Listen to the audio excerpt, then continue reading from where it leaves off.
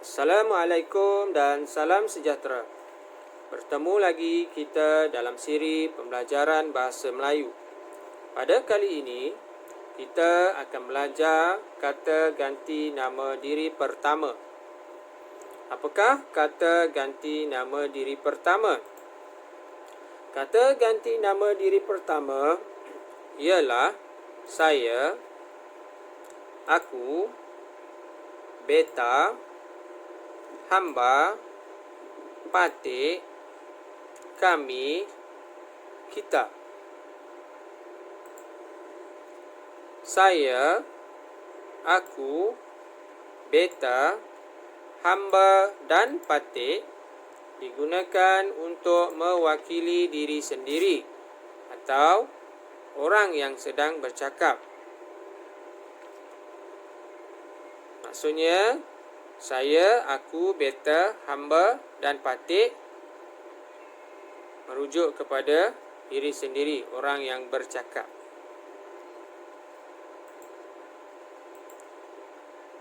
Kami dan kita digunakan untuk ramai. Maksudnya lebih daripada seorang yang bercakap. Jom kita lihat kata ganti nama diri pertama, saya dan aku. Saya dan aku digunakan untuk mewakili diri sendiri ketika bercakap. Maksudnya, bila kita bercakap, kita menggunakan kata ganti nama diri saya. Sama ada untuk menerangkan sesuatu atau memberitahu sesuatu, kita menggunakan kata ganti nama diri saya. Kata ganti nama diri saya digunakan ketika bercakap dengan orang lain atau orang yang baru dikenali. Kata ganti nama diri saya juga digunakan ketika bercakap dalam suasana rasmi. Manakala kata ganti nama diri aku hanya sesuai digunakan ketika bercakap dengan orang yang mesra atau rapat dengan kita, seperti kawan baik. Kata ganti nama diri aku tidak boleh digunakan ketika bercakap dengan orang yang lebih tua, seperti ibu bapa, guru atau sesiapa saja yang lebih tua daripada kita. Kenapa tidak boleh? Kerana penggunaan kata ganti nama diri aku ketika bercakap dengan orang yang lebih tua adalah dianggap tidak sopan.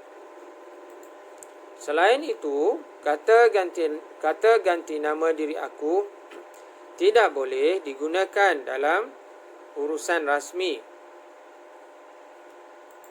Dan biasanya kata ganti nama diri aku digunakan ketika berdoa kepada Tuhan.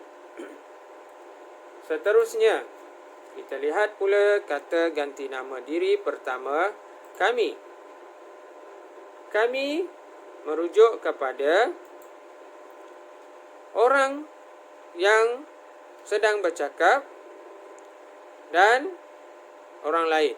Maksudnya, dia bercakap untuk dirinya dan mewakili orang lain. Contohnya, kami mahu pergi ke bilik guru, cikgu, kata asing dan kawannya. Asing yang bercakap, tetapi untuk dirinya dan mewakili kawannya. Cikgu, bolehkah kami masuk? Kata Lim dan kawannya. Lim menggunakan kata ganti nama diri kami untuk mewakili dirinya dan kawannya.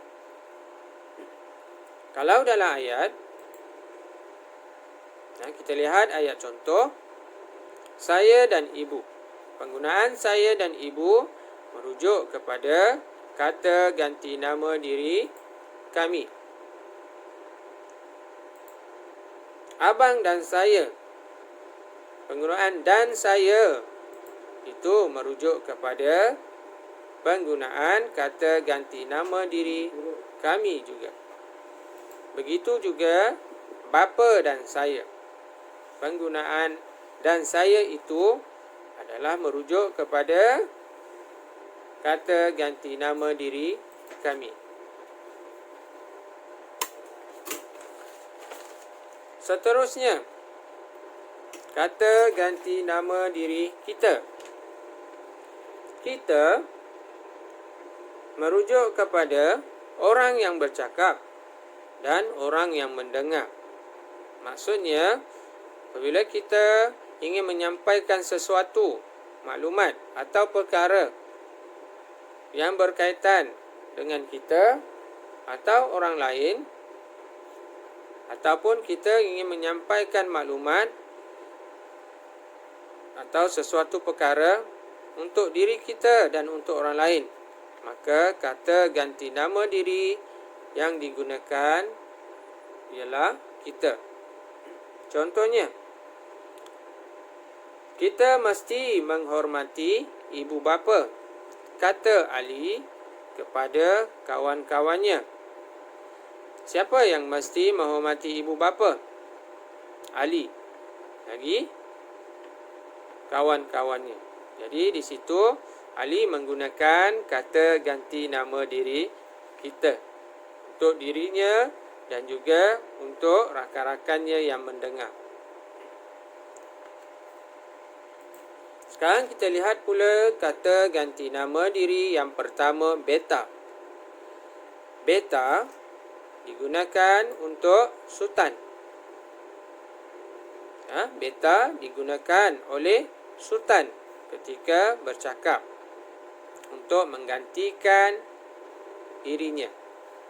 Selain sultan, siapa lagi yang boleh menggunakan kata ganti nama diri beta? Permaisuri atau ahli keluarga diraja yang lain, seperti putera raja atau puteri raja. Okey. Jika di dalam ayat kita biasa melihat penggunaan titah sultan atau kata sultan. Penggunaan titah sultan atau kata sultan itu menunjukkan bahawa sultan sedang bercakap. Jadi, penggunaan kata ganti nama diri beta adalah amat tepat. Contoh ayat. Mahu keluar bersia-sia di taman, kata Sultan Ali. Siapa yang bercakap? Sultan Ali. Jadi apabila Sultan bercakap, Sultan akan menggunakan kata ganti nama diri beta untuk dirinya. Lihat ayat yang kedua. Mahu semua penderhaka itu dihukum, titah sultan. Titah sultan. Siapa yang bercakap? Sultan. Jadi apabila sultan bercakap, kata ganti nama diri yang digunakan ialah beta. Seterusnya, kita lihat pula kata ganti nama diri pertama, patik. Patik sama maksud dengan saya. Patik digunakan ketika kita bercakap dengan sultan atau sesiapa sahaja yang bercakap dengan sultan akan menggunakan kata ganti nama diri patik. Pembesar istana apabila bercakap dengan sultan perlu menggunakan kata ganti nama diri patik.